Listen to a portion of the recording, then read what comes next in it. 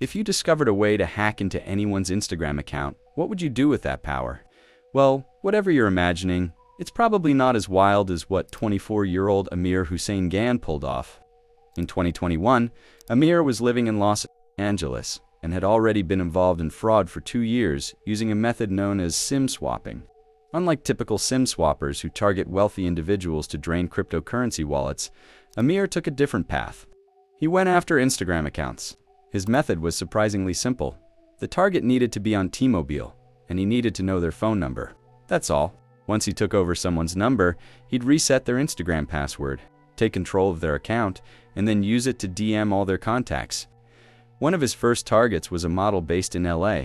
He sent out a generic message. "Can you do me a favor? What's your number?" Innocent enough to not raise suspicion, right? Once he got a reply, he SIM swapped the new victim and took control of her Instagram. She noticed her phone had no signal and later saw an email from T-Mobile, confirming her number was transferred to an iPhone 8.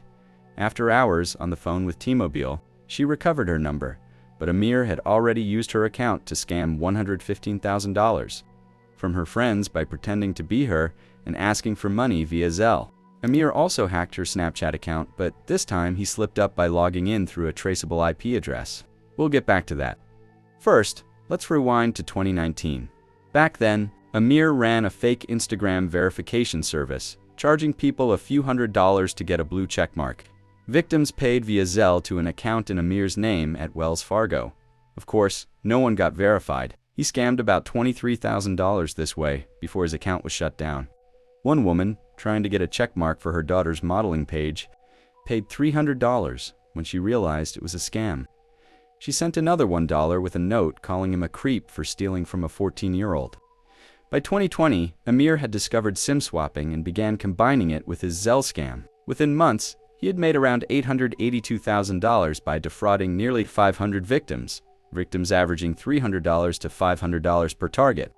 While other SIM swappers went after crypto, which is harder to trace legally, Amir took real money from bank accounts, leaving a clearer trail.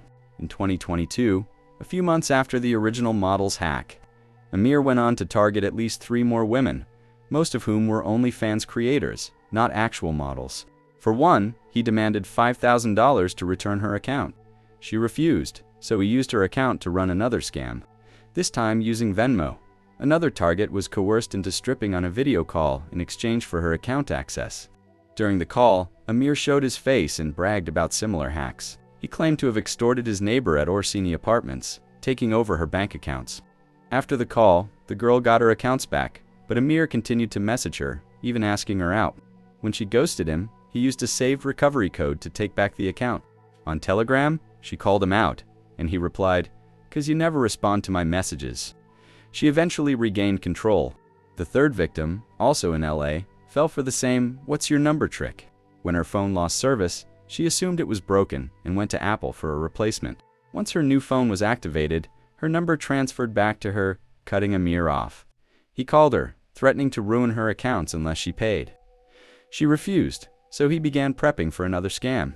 But again, while accessing her Snapchat, he used a traceable IP. That first IP led to a Coinbase account in Amir's name, which had received over $420,000 since 2018. About $170,000 had been withdrawn directly to his bank account. The Coinbase address was registered to a house in Rada owned by Amir's father. Another IP led to Hope Plus Flower, a luxury apartment complex in LA. Though the lease wasn't in Amir's name, he was listed as a guest. He was spotted touring a new apartment building days after the FBI identified his location, possibly to relocate or using someone else to put the lease under their name. With IP addresses, bank records, Coinbase accounts, and multiple victims coming forward, the FBI had more than enough to arrest him.